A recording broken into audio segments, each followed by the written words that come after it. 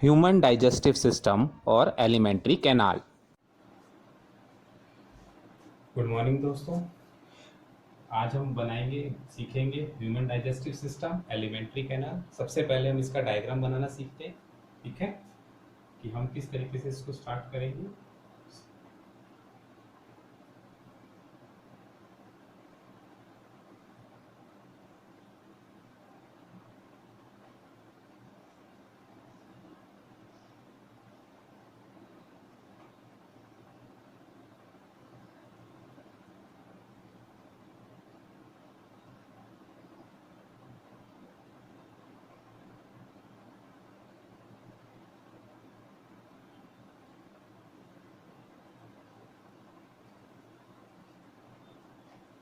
ये आपकी पैंक्रियाज है,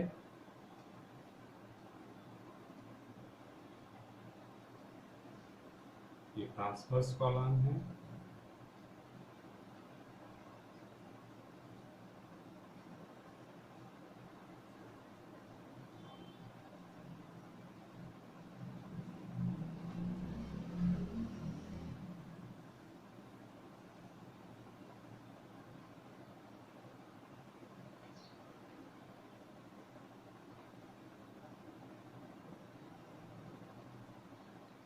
हाँ। तो दोस्तों ये तैयार हो गया है हमारा human digestive system alimentary canal. अब हम इसकी लेबलिंग कर लेते हैं।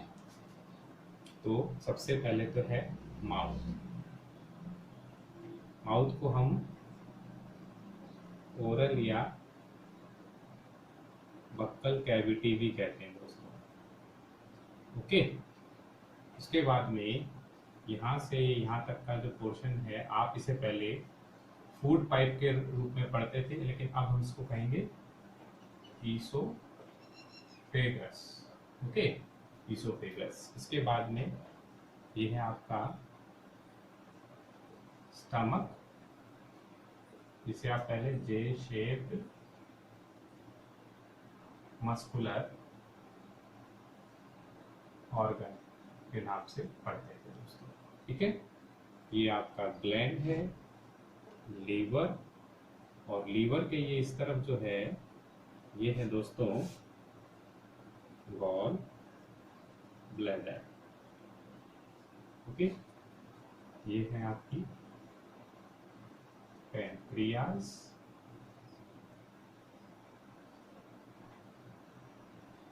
उसके बाद में इस पोर्शन को जो कि स्मॉल इंटेस्टाइन है, बेसिकली स्मॉल इंटेस्टाइन है,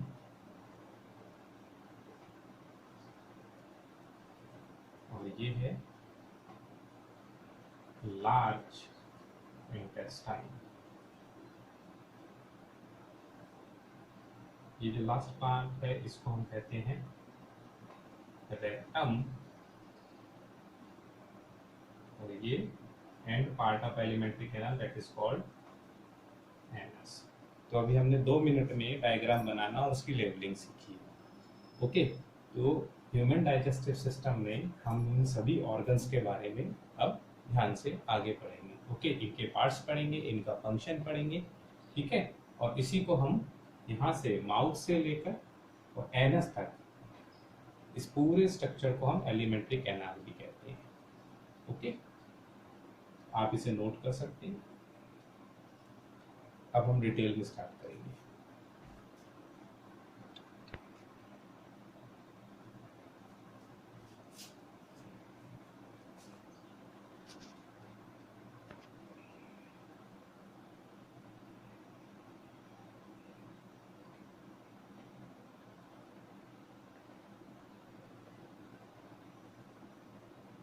इस तरीके से आप 5 मिनट में ह्यूमन डाइजेस्टिव सिस्टम का कंप्लीट डायग्राम आप बनाना सीख सकते हैं, इसकी लेबलिंग सीख सकते हैं। लेबलिंग बहुत इंपॉर्टेंट है दोस्तों। अब हम इसके सारे पार्ट्स के बारे में बात करेंगे।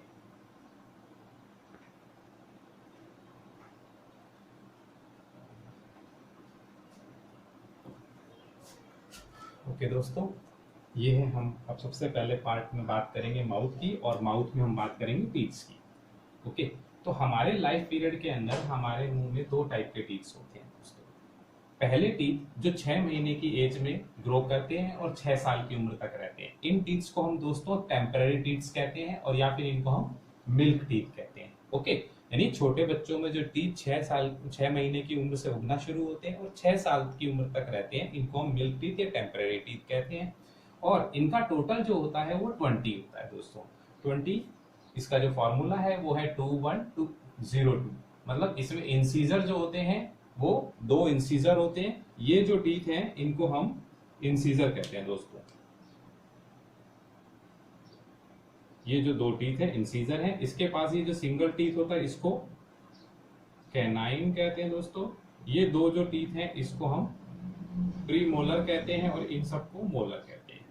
ओके, लेकिन जो छोटे बच्चों में जो टीथ उगते हैं दोस्तों वो क्या होते हैं, इंसीजर होता है, कैनाइन होता है और मोलर टीथ होते हैं। प्रीमोलर छोटे बच्चों के अंदर 6 महीने से 6 साल तक नहीं उगते।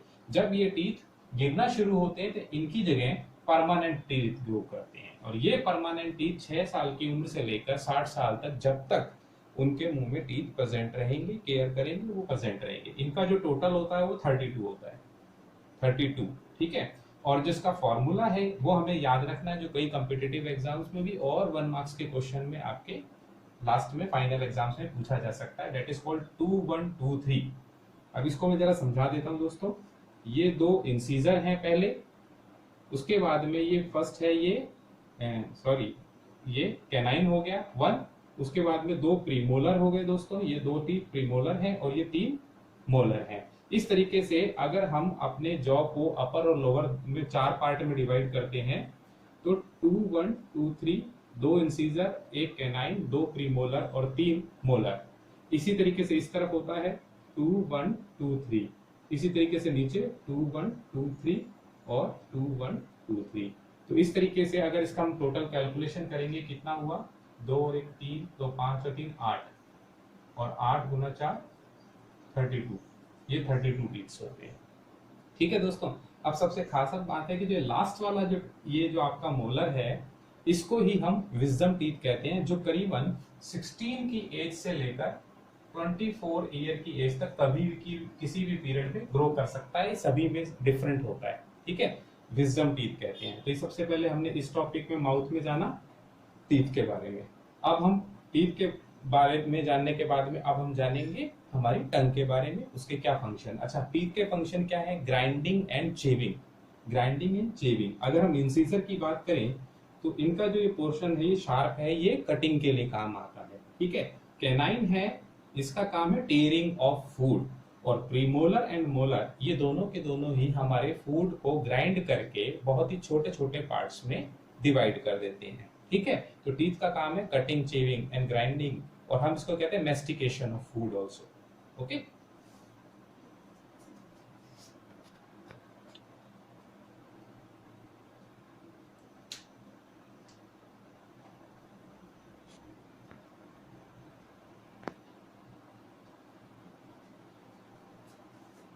ओके। अब हम बात करेंगे सेकंड पार्ट टंग की। दोस्तों ये मैंने टंग का आपके सामने एक सिंपल डायग्राम बनाया जिससे कि हम समझ सके इसके सभी पार्ट्स को। ये टंग है, और टंग ये नीचे की तरफ हमारे जो माउथ फ्लोर है इसके साथ में जुड़ी हुई होती है एक मेम्ब्रेन की तरफ से। ये पतली एक रेड कलर की मेम्ब्रेन है जो जीभ को नीचे फ्लोर के साथ जोड़े रखती है, जिसको इस मेम्ब्रेन को हम क्या कहते हैं, फ्रीनुलम कहते हैं दोस्तों, फ्रीनुलम। ओके, ये जोड़े रखती है। ओके, अब हम बात करते हैं कि टंग का क्या है। ये टंग है, मस्कुलर ऑर्गन है, और इसका काम क्या है। इसके ये 4 फंक्शंस मैंने नोट किए हैं आपके लिए। हेल्प्स इन मैस्टिकेशन, जब हम फूड को चबाते हैं तो ये जीभ है, ये फूड के पार्टिकल्स को, फूड के पार्ट्स को हमारे दांतों के नीचे भेजती रहती है कॉन्टिन्यूसली, तो मैस्टिकेशन चेविंग में हेल्प करती है। सेकंड फंक्शन है मिक्सिंग सलाइवा इन फूड, क्योंकि जब हम फूड को ग्राइंड कर रहे होते हैं, च्यू कर रहे होते हैं, उस दौरान ये इसके अंदर रोटेट करके सलाइवा मिक्स करती रहती है। ओके, और लास्ट जो इसका वेरी इंपॉर्टेंट फंक्शन है, इसका जो फंक्शन है वो है टेस्ट। हम टेस्ट के बारे में थोड़ा डिटेल में बात करते हैं।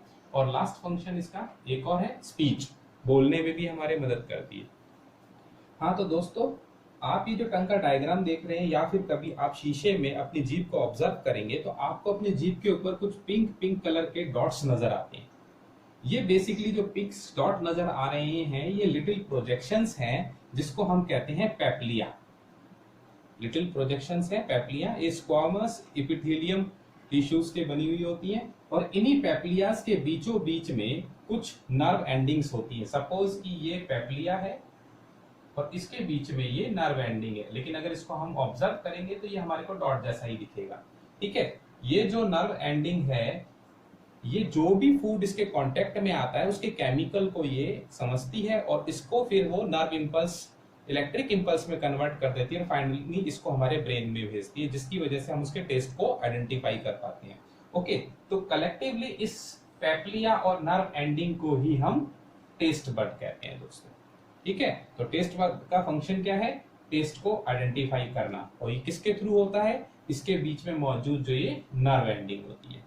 तो ये छोटा सी बात है, ये तो हमें याद रहेगी। बस इंपॉर्टेंट चीज क्या है? मस्कुलर ऑर्गन हमारा टंग है और इसके नीचे जो मेम्ब्रेन है इसको हम कहते हैं फ्रेन्यूला।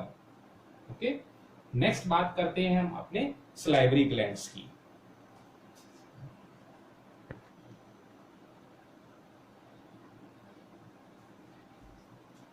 हाँ तो दोस्तों, अब हम बात करेंगे थर्ड पार्ट जो हमारे माउथ में है, सलाइवरी ग्लैंड। हमारे माउथ में 3 पेयर सलाइवरी ग्लैंड्स के होते हैं और इन तीनों के नाम मैंने मेंशन किए, मैं आपको लोकेशन भी बता देता हूँ।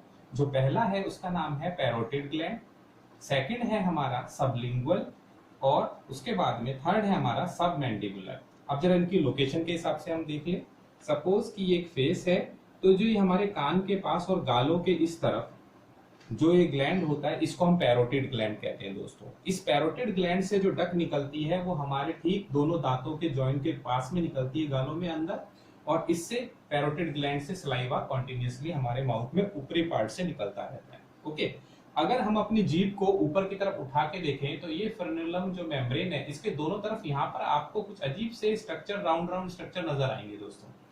इसी को हम कहते हैं सबलिंगुअल सलाइवरी ग्लैंड। ये भी 2 होते हैं जीभ के दोनों तरफ, लेफ्ट और राइट दोनों तरफ ये सबलिंगुअल सलाइवरी ग्लैंड है। ठीक है, और जो थर्ड है हमारे नीचे वाले जो जबाड़ा है इसके नीचे यहाँ पर इस तरह लोकेशन में जो होते हैं इसको हम कहते हैं सबमैंडिबुलर ग्लैंड।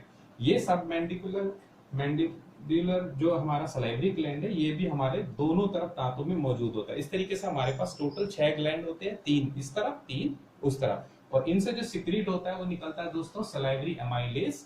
और सलाइवरी एमाइलेज का फंक्शन तो हम ऑलरेडी 10th और छोटी क्लासेस में पढ़ चुके हैं कि इसका जो एक्शन है सबसे ज्यादा स्टार्च और कार्बोहाइड्रेट पे होता है, और ये उस पॉलीसैकेराइड को डाइसैकेराइड में और मोनोसैकेराइड में तोड़ने में हेल्प करता है। तो फूड का जो डाइजेशन होता है दोस्तों वो माउथ से स्टार्ट होता है, और यहाँ से सलाइवरी ग्लैंड से निकलने वाला जो एंजाइम है सलाइवरी एमाइलेज, ये सबसे पहले कार्बोहाइड्रेट पर ही एक्शन लेता है।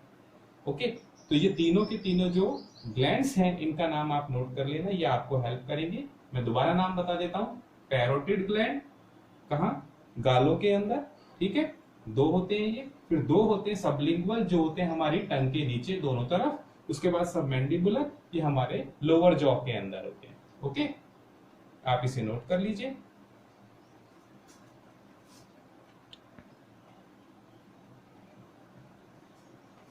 हाँ तो दोस्तों, माउथ के बाद जो हमारा नेक्स्ट पार्ट है इसको हम कहते हैं फेरिंग्स। ये हमारे ओरल कैविटी के जस्ट बैक साइड से स्टार्ट होता है, ज्यादा लंबा नहीं होता, छोटा सा पार्ट है फेरिंग्स। अच्छा, इस फेरिंग्स के अंदर क्या खासियत है कि फेरिंग्स से जस्ट थोड़ा सा पास होते ही यहाँ पर हमारा जो विंड पाइप है और ईसोफेगस जो फूड पाइप है ये डिवाइड हो जाता है। ये दोनों ओपनिंग अलग अलग होती है, और इन दोनों की ओपनिंग के ऊपर एक फ्लैप लाइक कार्टिलेजिनस स्ट्रक्चर होता है जिसको हम कहते हैं एपिग्लॉटिस। बेसिकली ग्लॉटिस किसे कहते हैं? ग्लॉटिस का मतलब होता है ओपनिंग, और एपिग्लॉटिस मींस जो ओपनिंग को गार्ड करे। एपिग्लॉटिस जो होता है ये कार्टिलेज का बना हुआ होता है दोस्तों, कार्टिलेज। ओके, ये फ्लैप लाइक स्ट्रक्चर है, और ये क्या करता है कि जब आप सांस लेते हैं तो ये एपिग्लॉटिस आपके फूड पाइप को ब्लॉक कर देता है और सारी की सारी एयर आपके ट्रैकिया में, विंड पाइप में, लंग्स में चली जाती है। ओके, लेकिन जब आप फूड खाते हैं, खाना खाते हैं, तो क्या होता है? ये आपके विंड पाइप को क्लोज कर देता है और सारा का सारा फूड सिर्फ आपके ईसोफेगस में ही एंटर करता है। तो इस तरीके से ये इस दोनों ओपनिंग को अकेला गार्ड करता है, इसको हम कहते हैं एपिग्लॉटिस। ये आपको ध्यान रखना है। और एपिग्लॉटिस के पीछे जो पार्ट होता है उसको हम कहते हैं ईसोफेगस। तो हमें इस एलिमेंट्री ट्रैक कैनाल में हमें ईसोफेगस के बारे में पढ़ना है। नेक्स्ट है हमारा ईसोफेगस। ओके दोस्त, हमारा जो नेक्स्ट पार्ट है उसे हम कहते हैं ईसोफेगस। और ईसोफेगस को इससे पहले आप पढ़ चुके हैं फूड पाइप के रूप में 8th और 9th 10th क्लासेस में। ओके, अगर हम इसकी लंबाई की बात करें दोस्तों, ये जो लेंथ है कहां से, एपिग्लॉटिस से, तो इसकी लेंथ होती है दोस्तों 25 सेंटीमीटर, 25 सेंटीमीटर। ओके, और अगर हम इसकी विड्थ के बारे में बात कर रहे हैं डायमीटर का, तो डायमीटर जो होता है इसका ये होता है 2 सेंटीमीटर। ठीक है, 2 सेंटीमीटर ईसोफेगस का डायमीटर होता है। अच्छा, जो एंड पार्ट है ईसोफेगस का जो कि स्टमक के साथ ज्वाइन करता है, यहाँ पर स्पिंटर्स होते हैं। ओके, स्पिंटर्स क्या है, बेसिकली ये एक डोर की तरह काम करते हैं, दरवाजे की तरह, वॉल कह सकते हैं आप इसको, वॉल्व्स कह सकते हैं आपको, वॉल। क्यों? क्योंकि ये क्या करते हैं, जो भी फूड यहां से एंटर करता है ये फ्लैप खोलेंगे तभी ये फूड स्टमक में अंदर चला जाएगा। ओके, और फिर ये स्टमक के अंदर जो कंटेंट है इसको वापस ईसोफेगस में आने से रोकते हैं। इसीलिए इनको हम क्या कहते हैं, फ्लैप लाइक स्ट्रक्चर्स को, जो फूड को बैकवर्ड फ्लो को रोकते हैं, इसको हम कहते हैं gastro oesophageal sphincter. Gastro oesophageal sphincter, ये नाम बड़ा इंपॉर्टेंट है दोस्तों। जब भी आप फूड खाते हैं, अगर इस पार्ट में कोई इरिटेशन होगी तो यहाँ जो फूड का कंटेंट है वापस ईसोफेगस से बाहर निकल जाएगा और वोमिटिंग हो जाएगी। यानी अगर इनमें जरा से भी इरिटेशन हुई तो ये क्या करते हैं, ये फूड का बैक फ्लो रोकते हैं। अच्छा, एक सबसे खास बात क्या है, हमारी जो एलिमेंट्री कैनाल है इसमें ईसोफेगस से ही पेरिस्टाल्सिस या पेरिस्टाल्टिक मूवमेंट है, ये स्टार्ट हो जाता है। पेरिस्टाल्टिक मूवमेंट क्या है दोस्तों, rhythmic contraction and relaxation of alimentary canal that moves the food in forward direction। मतलब एलिमेंट्री कैनाल में कॉन्टिन्यूसली रिदमिक कॉन्ट्रैक्शन और रिलैक्सेशन होता है, जिसकी वजह से जो फूड है वो आगे की तरफ मूव करता रहता है। और इसी मूवमेंट को हम क्या कहते हैं, पेरिस्टाल्सिस या पेरिस्टाल्टिक मूवमेंट कहते हैं। यही फूड को आगे पुश करता है। ठीक है, तो ये हमने जाना ईसोफेगस के बारे में। अब हम बात करेंगे स्टमक के बारे में।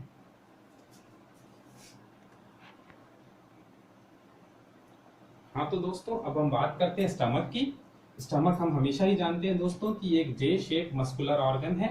और ये जो मस्कुलर ऑर्गन है दोस्तों, ये हमारी एब्डोमिनल कैविटी में होता है। ये जो मैं लाइंस खींच रहा हूँ दोस्तों, तो ये है बेसिकली डायफ्राम है। डायफ्राम से निकलने के बाद ही हमारे लेफ्ट साइड में स्टमक होता है। ओके, अब स्टमक के अंदर जो एंट्री होती है ईसोफेगस से, वो हम अभी बात कर चुके हैं, गैस्ट्रो ईसोफेगल स्पिंचर से बात करते हैं, जो फूड को अंदर आने देता है। ठीक है, और स्टमक के लोअर पार्ट में भी 2 स्पिंचर्स होते हैं, जो हमारा जो भी मेस्टिकेटेड फूड है जिसके अंदर HCl और पेप्सिन और म्यूकस मिक्स हो गया है, उस कंटेंट को ड्यूडेनम में जाने से रोकता है। यहाँ पर जो वॉल्व्स होते हैं उनको हम कहते हैं पाइलोरिक स्पिंचर्स। ओके, हाँ, अगर हम पूरे स्टमक की बात करें तो इस स्टमक को भी हमने 3 पार्ट्स में डिवाइड किया है।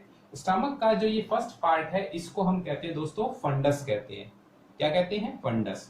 जो सेंट्रल पोर्शन है ये, इस पोर्शन को हम कार्डियक कहते हैं। कार्डियक इसलिए कहते हैं दोस्तों कि स्टमक, हमने ये डायग्राम सीधा बनाया है लेकिन स्टमक थोड़ा सा हमारा यूं इस तरीके से होता है, लेटर वे स्टाइल में होता है ये हमारे लेफ्ट साइड के अंदर, और ये पोर्शन जो है ये हमारे हार्ट के बहुत पास होता है। इसी वजह से हार्ट को हम क्या कहते हैं, कार्डियक मसल से बनी हुई होती है, और ये पोर्शन क्या है, हार्ट के बिल्कुल पास होता है, इसीलिए इसी पार्ट को हम क्या कहते हैं, कार्डियक।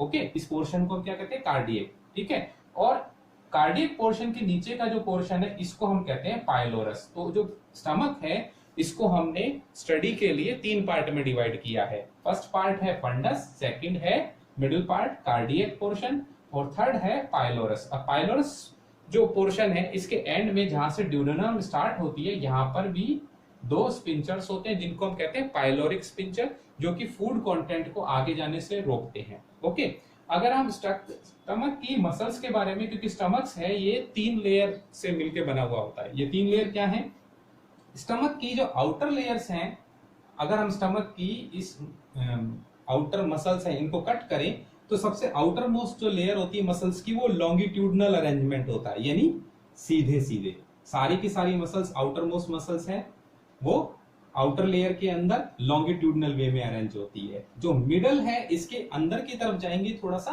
अंदर मिडल पोर्शन में। तो जितनी भी स्टमक की जो मसल्स हैं वो सर्कुलर वे में अरेंज होती हैं, तो वो सारी की सारी सर्कुलर मसल्स होती हैं।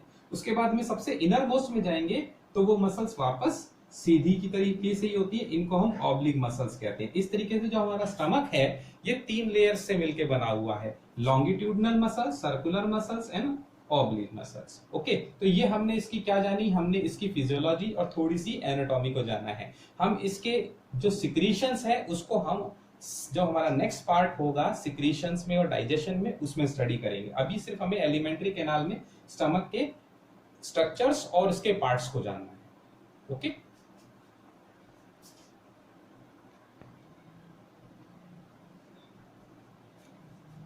ये स्मॉल इंटेस्टाइन है दोस्तों।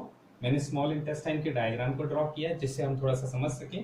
पहले तो जनरल फंक्शन आप और हम जानते ही हैं कि इसका काम है डाइजेशन एंड एब्जॉर्प्शन। ओके, लेकिन हम इसके स्ट्रक्चर्स को जान लें। जो सबसे पहला स्मॉल इंटेस्टाइन है हमने इसको 3 पार्ट में डिवाइड किया है। जो यू शेप्ड का पार्ट होता है जो कि स्टमक से अराइज होता है और जिसके अंदर हेपेटोपेनक्रियाटिक डक्ट ओपन होती है, इस पार्ट को हम कहते हैं दोस्तों ड्यूडेनम कहते हैं। ये ड्यूडेनम करीबन 25 सेंटीमीटर लॉन्ग होता है और ये यू शेप्ड होता है, यू शेप, इसीलिए इसको हम कहते हैं ड्यूडेनम। ओके, ड्यूडेनम के बाद जो नेक्स्ट पार्ट है जिसकी लंबाई करीबन होती है 2 मीटर के आसपास, इसको हम मिडल पार्ट को हम कहते हैं जजेनम। ड्यूडेनम, उसके बाद में जजेनम। अच्छा, जजेनम की जो लंबाई है 2 मीटर होती है। जो मैक्सिमम जो डाइजेशन और एब्जॉर्प्शन का काम होता है वो हमारे जजेनम में होता है। अच्छा, जजेनम के जो ये है ये लॉन्ग है और ये थोड़ा कॉइल्ड पार्ट है। कॉइल से मतलब है इसमें कर्व्स होते हैं, ट्यूब्स घूमी हुई होती है। और इसका जो लास्ट पार्ट है उसे हम कहते हैं इलियम।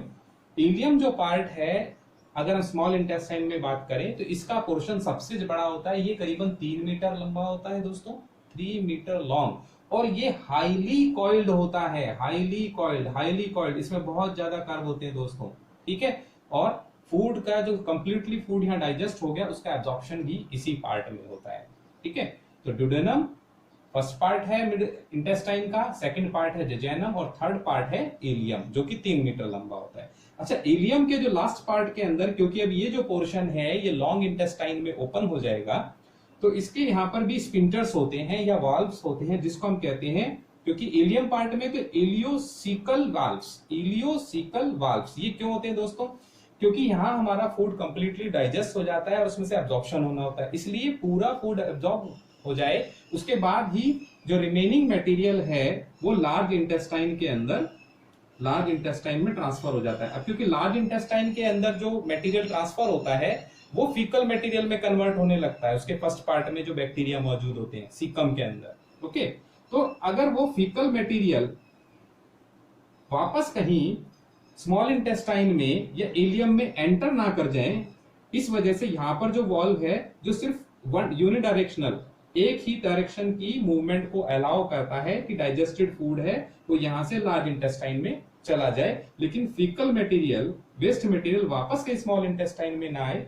इसको जो चेक करता है, जिसको रोकता है, उस वॉल्व्स को हम कहते हैं इलियोसिकल वॉल्व। इलियोसिकल वॉल्व, ये नोट कर लेना, बहुत ही इंपॉर्टेंट है, ये क्वेश्चन 1 मार्क्स में पूछा जा सकता है। यहां तक कि इसके जो पार्ट्स हैं कि फर्स्ट पार्ट है कौन सा, ड्यूडेनम, सेकंड पार्ट जजेनम और थर्ड पार्ट इलियम, इनके बारे में भी पूछा जा सकता है, इसको आपको ध्यान में रखना है।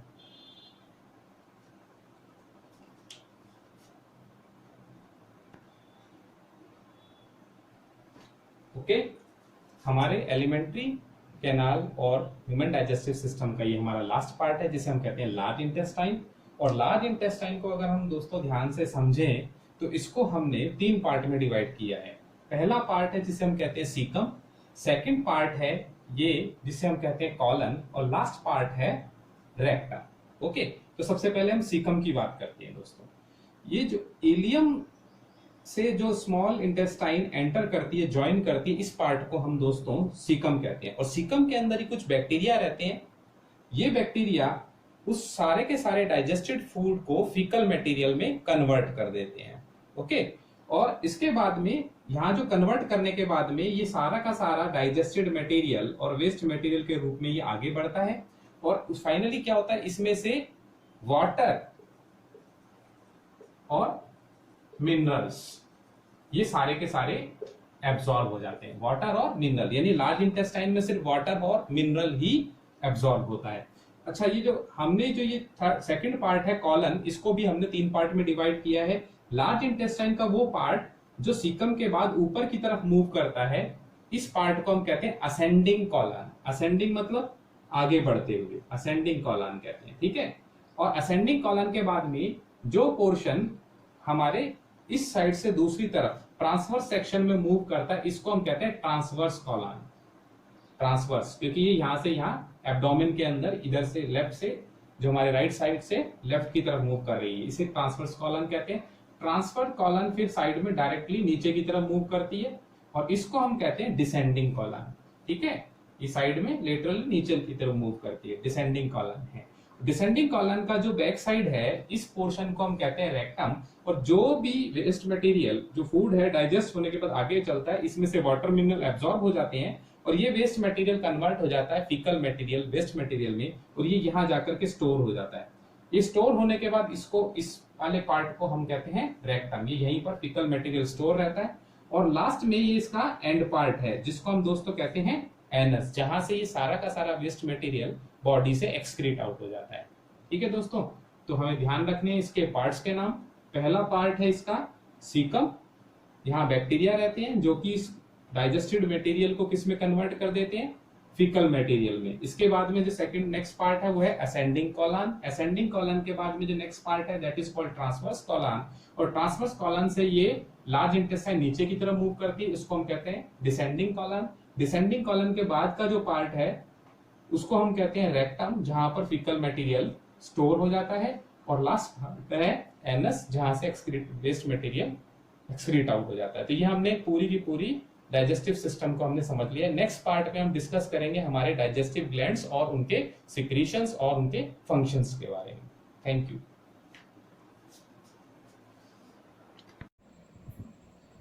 Press the bell button and subscribe my channel The Easy Way by D. Bhavani Singh. Okay, thank you friends. If you like my channel, please subscribe my channel.